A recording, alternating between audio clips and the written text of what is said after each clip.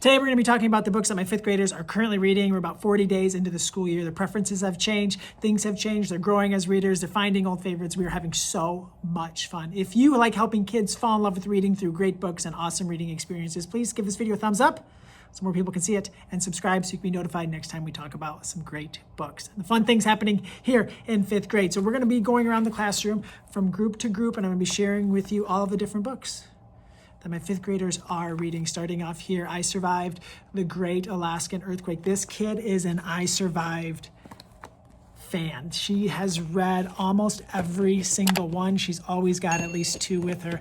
It makes my heart so happy. I'm excited to introduce her to some other creators during the school year, like maybe Alan Gratz, maybe some of the nonfiction that Kate Messner has created. So excited to see what we can do to help this reader continue to grow. Next up, the greatest book of my childhood, Hatchet, Gary Paulson.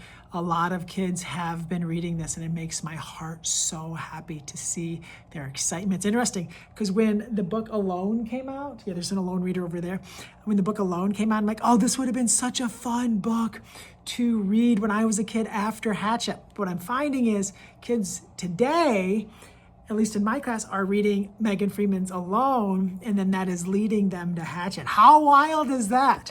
Tale Dark and Grim. Sometimes I feel like when you see a reader like go all in for a certain book, the way that this girl is falling for this book, you're like, oh, now I know who you are. Now I know a little bit more about who you are as a reader. That makes sense. Now I see why some of the books that you were reading weren't sticking. Now that this one sticks, we're gonna have some fun this year with this reader. One of the wildest middle grade books you'll ever read. I mean,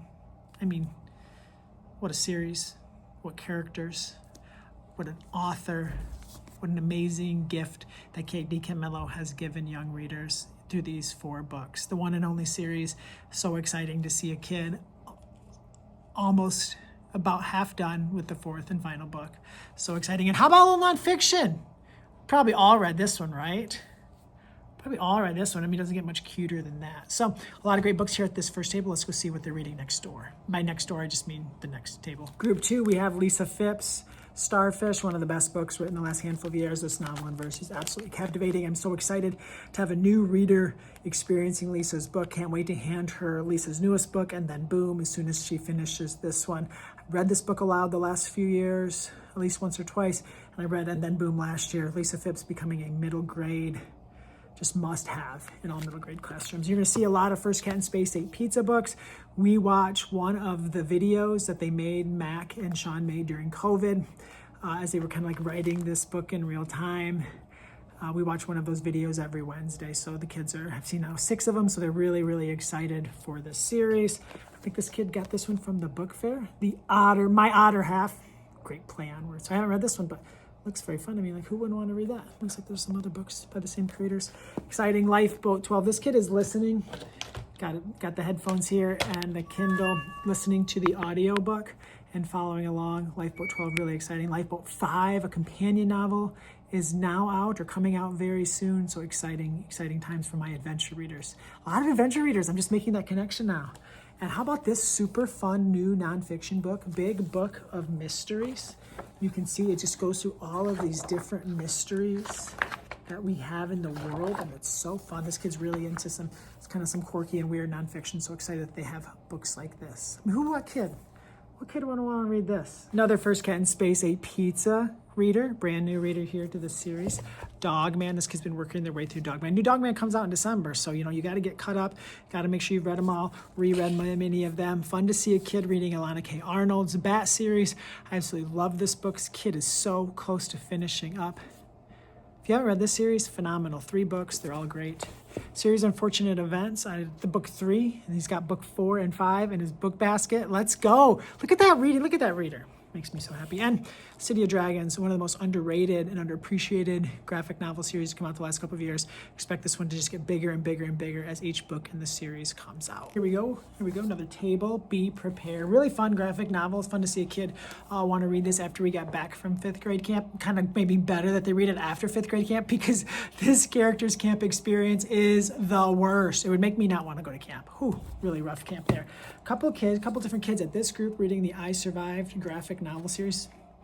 Interesting choice for a bookmark there. Anyways, I mean, I survived. What would we do before I survived?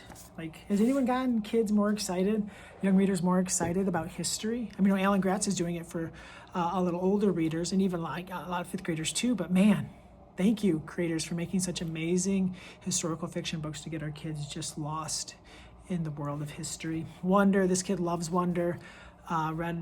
Read it. I think that this book was read aloud to them before. He's also read like the other Wonder stories, and he's going back to reading Wonder again on his own for the first time. And then Alone, one of the greatest adventure stories told the last 20 years. Cannot get enough. A companion book is coming out. It's actually in another kid's tub. The one reading Lifeboat 12 is reading it after Lifeboat 12, because they already read Alone. A story about a girl who basically is alone in a Colorado City when everyone is just kind of like taken away and evacuated one night, and she misses the call. So she has to live there for a very long time, all by herself. A very wild ride. So many great books. Sometimes I forget about all of the great books my kids are reading when we're just in like the lost of the small groups and conferences and doing the bazillion different things. It's really great for me to be able to sit down and kind of just see where we are as a group of readers. So maybe I need to do these more. So the second time I've done it, usually I would do it every 2 or 3 weeks, and now I'm doing it like every 4 or 5 weeks. But it's really helpful to me. So expect more of these videos soon, because I really like making them. See this little duck? My daughter made me this like little paper mache duck. It's amazing. Turtle in Paradise, Jennifer Holm. One of Jennifer Holm's 3 Newbery Honor winning historical fiction books. I love this book. I'm friends with Jennifer. I actually texted her a picture of this kid reading it, because I'm always so excited when a new kid discovers her amazing books. Another reader trying to make their way through all the Dogman books. I mean, there's a Dogman movie coming out. Just when you think Dogman can't get any more popular, hold on tight. We have an advanced copy. The early November release, book 3, in the First Cat World, the First Cat in Space, and The Wrath of the Paperclip. The kids were so excited to see this book enter our classroom. It's very hard to pick the first reader. They keep like 2 read lists of books that they want to read. And a kid had it on their 2 read list already. So that kid get to be the first reader. This girl got this book from the school library and is loving it. She's always showing me what's happening and telling me what's happening. And it's just so amazing to see it. Like, a reader, when they're reading something like this without like a teacher recommendation or a classmate recommendation, they just go to the library, find a novel, read it, love it, devour it, want to talk about it. Like, that readers got a lot of reading habits and a lot of reading skills in place. So exciting to see. Your Pal Fred, Low Power, book 2 in the series.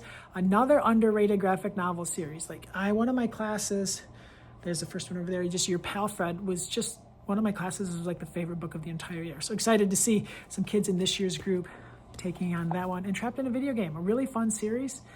There's another series too that's similar by the same creators, but excited to see a kid get into this, because it's 7 books too, right? I think it's a 7-book series. So if they get lost in this one, they'll have a lot to read. So hopefully you found some great books to add to your to-read list. If you're a young reader watching this video, hopefully you found something exciting to read yourself, and that your teacher will buy you all these books in this video. Thank you so much for tuning in. My name is Colby Sharp. I hope you have an awesome-tastic day.